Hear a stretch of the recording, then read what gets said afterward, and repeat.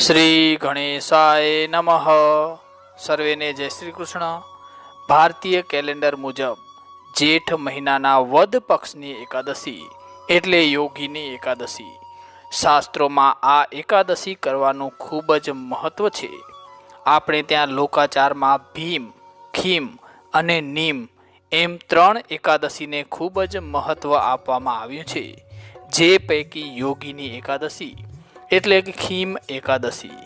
આ યોગીની એકાદશીના દિવસે વ્રત રાખી ભગવાન શ્રી હરિ વિષ્ણુનું વિધિવત પૂજન કરવાથી તમામ પ્રકારના પાપમાંથી મુક્તિ મળે છે અને દુઃખ દૂર થાય છે. આ દિવસે વ્રત કરવાથી હજારો બ્રાહ્મણોને જમાડવાનું પુણ્ય પ્રાપ્ત થાય છે.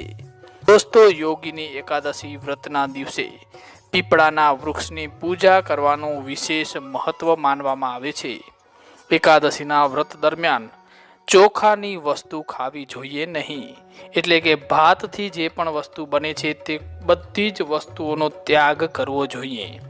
વ્રતના દિવસે વહેલી સવારે ઉઠી નિત્ય કર્મ પતાવી સ્નાન કર્યા બાદ ભગવાન શ્રી હરિ વિષ્ણુની પૂજા કરવી જોઈએ. ભગવાનને સ્નાન, ચંદન, ધૂપ, દીપ, ફૂલ ચડાવી, નૈવેદ્ય ધરાવી અને આરતી કરવી અને પૂજા બાદ જરૂરિયાતમંદ લોકો અને બ્રાહ્મણોને દાન દક્ષિણા આપવી જોઈએ. એકાદશીનું વ્રત રાખનાર સાધકે મન સ્થિર અને શાંત રાખવું જોઈએ. કોઈ પણ પ્રકારનો દોષ ભાવ કે ગુસ્સો કરવો જોઈએ નહીં. લોકોની નિંદા ન કરવી જોઈએ. આ એકાદશીએ શ્રી લક્ષ્મી નારાયણનું પવિત્ર ભાવથી પૂજન કરવું, ભૂખ્યા લોકોને અનાજ અને તરસ્યા લોકોને જળ પીવડાવવો જોઈએ. યોગીની એકાદશીનું વ્રત કરવાથી જીવનમાં સુખ, સમૃદ્ધિ અને આનંદની પ્રાપ્તિ થાય છે. આ વ્રત કરનાર 3 લોકમાં પ્રસિદ્ધિ પામે છે. સ્વયં ભગવાન શ્રી કૃષ્ણએ પણ યોગીની એકાદશીના વ્રતની મહત્તાને વર્ણવી છે અને કહ્યું છે કે યોગીની એકાદશીનું વ્રત કરનાર જાતકને હજારો બ્રાહ્મણોને ભોજન કરાવવા સમાન પુણ્યની પ્રાપ્તિ થાય છે. યોગીની એકાદશીના શું કરવું જોઈએ તેના વિશે વાત કરીએ તો યોગીની એકાદશીના વ્રતના આગળના દિવસે સાંજના સાત્વિક ભોજન કરવું જોઈએ. એકાદશીના તિથિના દિવસે બ્રહ્મ મુહૂર્તમાં ઉઠીને સ્નાનાદિ કાર્ય પૂર્ણ કરીને પીળા રંગના વસ્ત્ર ધારણ કરવા જોઈએ. ત્યારબાદ પૂજા સ્થાનની સાફ સફાઈ કરવી જોઈએ. હવે આપના હાથમાં અક્ષત, જળ અને પુષ્પ લઈને યોગીની એકાદશીના વ્રત અને પૂજાનો સંકલ્પ લેવો જોઈએ. શુભ મુહૂર્તમાં ભગવાન વિષ્ણુની મૂર્તિ કે ચિત્રને એક બાજટ પર સ્થાપિત કરવું જોઈએ. પછી તેને પંચામૃત વડે સ્નાન કરાવવું. ત્યારબાદ શ્રી હરિનો શૃંગાર કરો.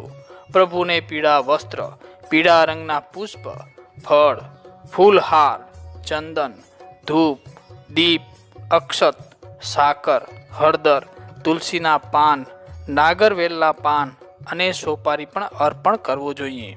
અને આ કાર્ય દરમિયાન ઓમ નમો ભગવતે વાસુદેવાય આ મંત્રનો ઉચ્ચાર કરતા રહેવું જોઈએ. પછી વિષ્ણુ ચાલીસા, વિષ્ણુ સહસ્ત્ર નામનો પાઠ અને યોગીની એકાદશીના વ્રતની કથાનું શ્રવણ અથવા તો પઠન કરવું જોઈએ. અને અંતમાં ઘીના દીવા કે કપૂરથી ભગવાન વિષ્ણુની વિધિપૂર્વક આરતી કરવી જોઈએ. અને ભગવાન વિષ્ણુ પાસે 2 હાથ જોડી અને આપની મનોકામનાની પૂર્તિ કરે એવી પ્રાર્થના કરવી. દિવસ દરમિયાન ફળાહાર કરવું જોઈએ, ભજન કીર્તન કરવા જોઈએ અને સાંજે શ્રી હરિ વિષ્ણુની આરતી કરી અને રાત્રે જાગરણ કરવું જોઈએ. બીજા દિવસે સવારે બ્રહ્મ મુહૂર્તમાં ઉઠી સ્નાનાદિ કાર્ય પૂર્ણ કરી ભગવાન વિષ્ણુની પૂજા કરવી જોઈએ. કોઈ બ્રાહ્મણને અન્ન, વસ્ત્ર, ફળનું દાન કરી અને યથાશક્તિ દક્ષિણા આપવી જોઈએ. ત્યારબાદ સૂર્યોદય પછી શુભ સમયમાં યોગીની એકાદશી વ્રતના પારણા કરવા જોઈએ. આ રીતે પૂજા વિધિ કરવામાં આવશે તો આપને અવશ્ય ભગવાન વિષ્ણુની પ્રસન્નતાની પ્રાપ્તિ થશે. દોસ્તો, મહિનામાં 2 એકાદશી આવે છે. આમ તો દરેક એકાદશીનું વ્રત કરવું જોઈએ, પણ કોઈ કારણસર તમે એકાદશીનું વ્રત નથી કરી શકતા તો તમારે એકાદશીની વાર્તા એટલે કે એકાદશીની વ્રત કથા જરૂર સાંભળવી જોઈએ. હવે આપણે સાંભળીએ જેઠ વદ 11 યોગીની એકાદશીની વાર્તા, જે આ મુજબ છે. ધર્મરાજ યુધિષ્ઠિર બોલ્યા, હે જનાર્દન, હવે તમે મને જેઠ માસની કૃષ્ણ પક્ષની એકાદશીની કથાનું વર્ણન કરો. આ એકાદશીનું નામ શું છે? તેનું મહાત્મ્ય શું છે? ત્યારે ભગવાન શ્રી કૃષ્ણ બોલ્યા, જેઠ માસના કૃષ્ણ પક્ષની એકાદશીનું નામ યોગિની છે. તે વ્રતથી સમસ્ત પાપ નષ્ટ થાય છે. આ વ્રત આ લોકમાં ભોગ અને પરલોકમાં મુક્તિ દેનાર છે. આ વ્રતથી પાપ નષ્ટ થાય છે. હું તમને પુરાણમાં કહેલી કથા કહું છું, જે આ મુજબ છે. અલકાપુરી નગરીમાં કુબેર નામનો રાજા રાજ્ય કરતો હતો. તે શિવ ભક્ત હતો. તેમની પૂજા કરવા માટે હેમમાલી નામનો સેવક પુષ્પ લાવતો હતો. તેને વિશાલાક્ષી નામની સુંદર સ્ત્રી હતી. એક દિવસ તે માન સરોવરમાંથી પુષ્પ લઈ આવ્યો, પરંતુ કામાસક્ત થવાના કારણે પુષ્પોને રાખીને પોતાની સ્ત્રી સાથે રમણ કરવા લાગ્યો અને બપોર સુધી પુષ્પ આપવા ન ગયો. જ્યારે રાજા કુબેર તેની રાહ જોતા જોતા બપોર થઈ ગઈ તો તેણે ક્રોધપૂર્વક પોતાના સેવકોને આજ્ઞા કરી કે તમે લોકો જઈને હેમમાલીને જુઓ કે હજુ સુધી પુષ્પ લઈને કેમ આવ્યો નથી. જ્યારે યક્ષોએ તેની જાણ કરી લીધી તો તેઓ કુબેરની પાસે આવીને કહેવા લાગ્યા, હે રાજન, હેમમાલી હમણાં સુધી પોતાની સ્ત્રી સાથે રમણ કરી રહ્યો છે.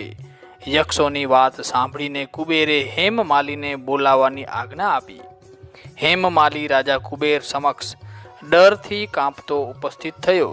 તેને જોઈને રાજા કુબેરને અત્યંત ક્રોધ આવ્યો અને એમના હોઠ ફફડવા લાગ્યા.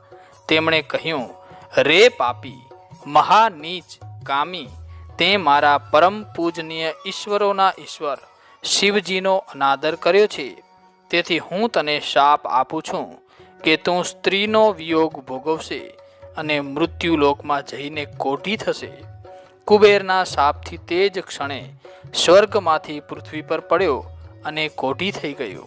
તેની સ્ત્રી પણ તેનાથી છૂટી પડી ગઈ. મૃત્યુલોકમાં આવીને તેણે મહાદુઃખ ભોગવ્યા, પરંતુ શિવજીની ભક્તિના પ્રભાવથી તેમની બુદ્ધિ મલિન ન થઈ અને પાછળના જન્મની પણ શુદ્ધ રહી. તેથી તે અનેક દુઃખોને ભોગવતા પોતાના પૂર્વ જન્મના કુકર્મોનું સ્મરણ કરતા હિમાલયની તરફ ચાલ્યો. ત્યાં ચાલતા ચાલતા માર્કંડેય ઋષિના આશ્રમમાં પહોંચ્યો. તે ઋષિ અત્યંત વૃદ્ધ અને તપસ્વી હતા. તે બીજા બ્રહ્માના સમાન લાગતા હતા. તે આશ્રમ બ્રહ્માની સભા સમાન શોભતો હતો. હેમમાલી ત્યાં ગયો અને પ્રણામ કરી તેમના ચરણોમાં પડી ગયો. તેમને જોઈને માર્કંડેય ઋષિ બોલ્યા, તે એવા કયા ખોટા કર્મો કર્યા છે જેનાથી તું કોઢી થઈ ગયો અને મહાન દુઃખ ભોગવે છે?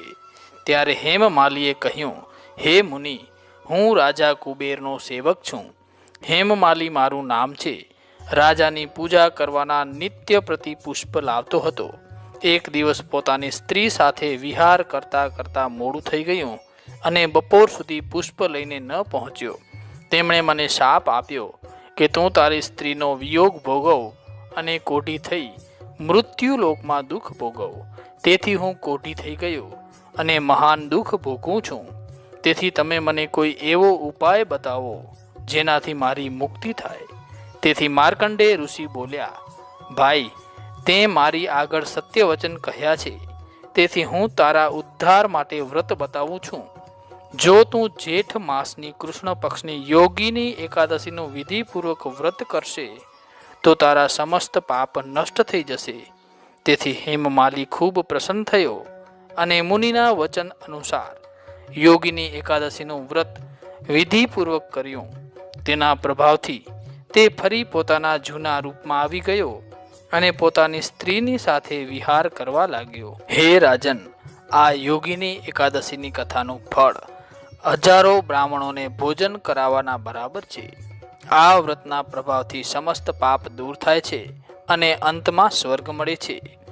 નિત્યની ફરજ બજાવવા બેદરકાર ન રહેવું કે પ્રમાદી ન થવું, પત્ની ઉપર પ્રેમ રખાય પણ આસક્તિમાં ખોવાઈ જવાય તો કર્તવ્ય ભૂલી જવાય છે. અહીં યોગીની એકાદશીની વ્રત કથા પૂર્ણ થાય છે. કોમેન્ટમાં જય શ્રી કૃષ્ણ અવશ્ય લખજો.